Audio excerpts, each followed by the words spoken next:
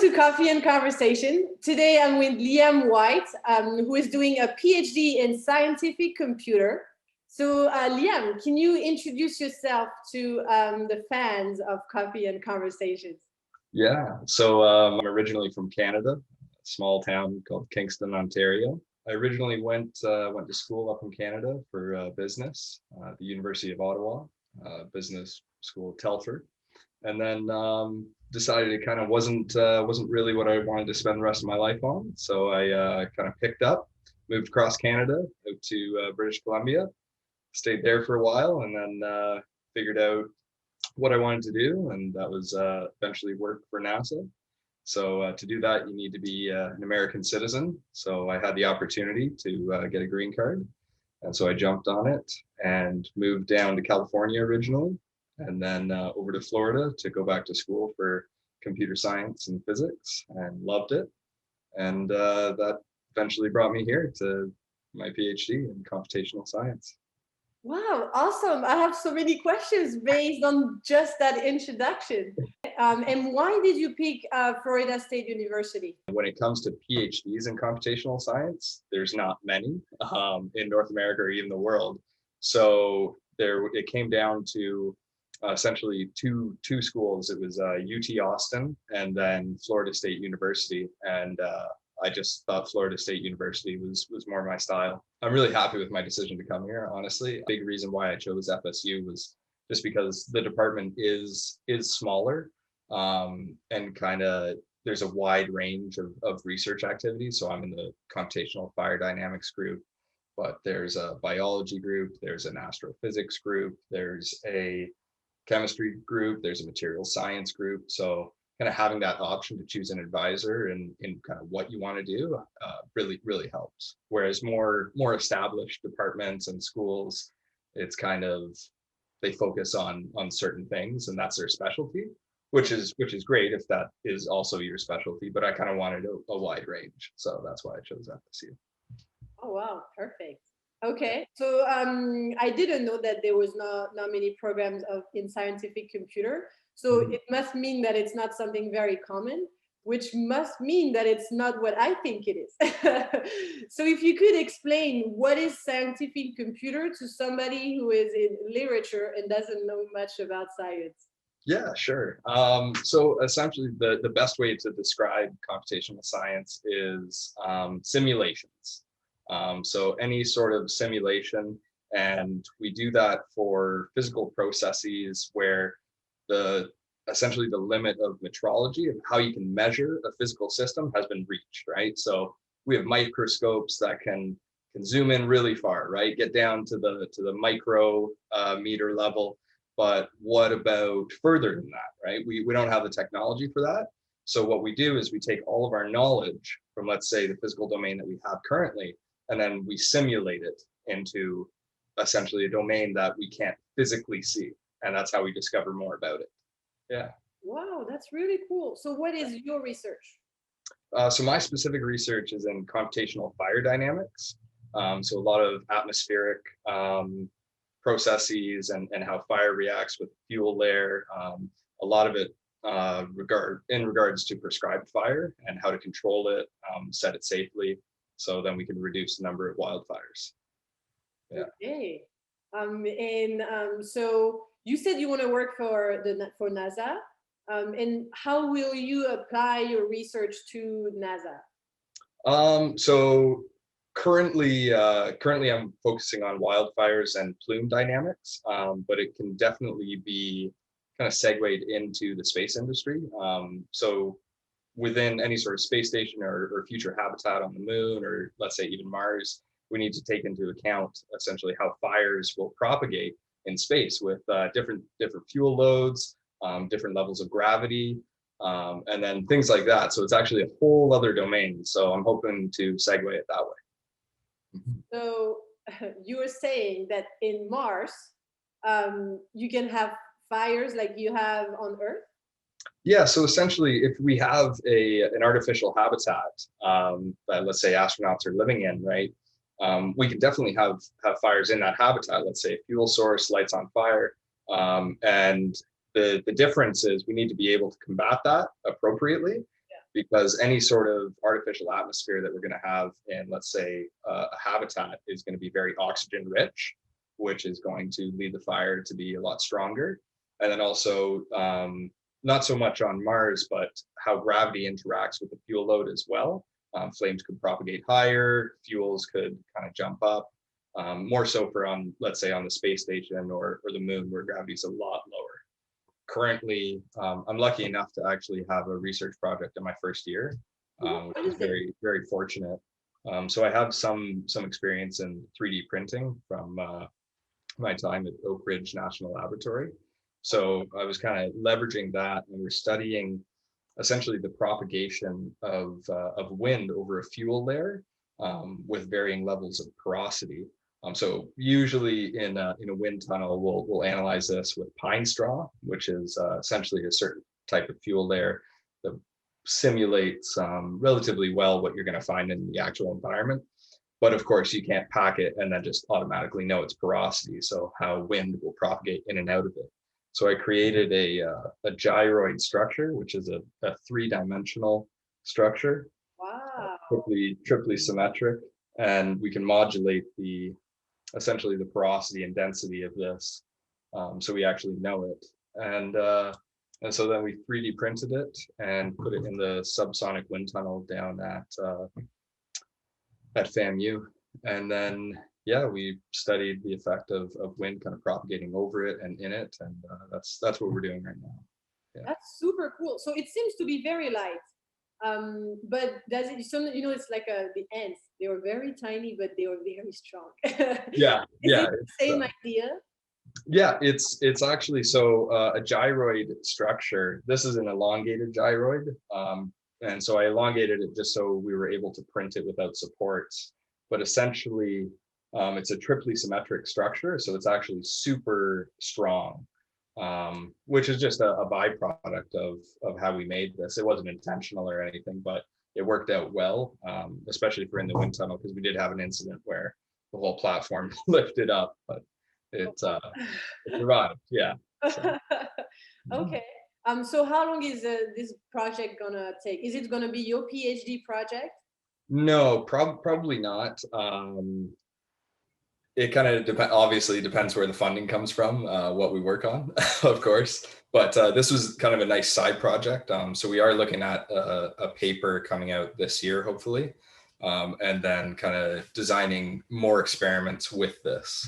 And then I'm also looking at internship opportunities at Los Alamos National Laboratory, where they have a lot of fire groups, and kind of looking to bring this project there and work on it. Yeah, I did an interview with Dorianis Perez, who is doing an internship over there. Yeah. Yeah, it sounds pretty fantastic, and it seems to be a big hub for internships. Yeah, it's a massive hub. So within our fire dynamics group, I would say over 80% of our group is at Los Alamos. So they all kind of started with individual, summer internships, and then they went back the next summer, and then they got full-time positions to work in tandem with their PhD. And so, yeah, pretty much our entire group is over at Los Alamos. And is it what you have in mind before moving to NASA?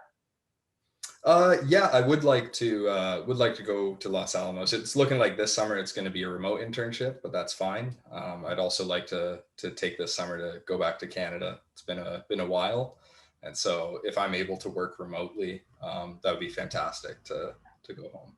How is it to be a new student during COVID when everything is online?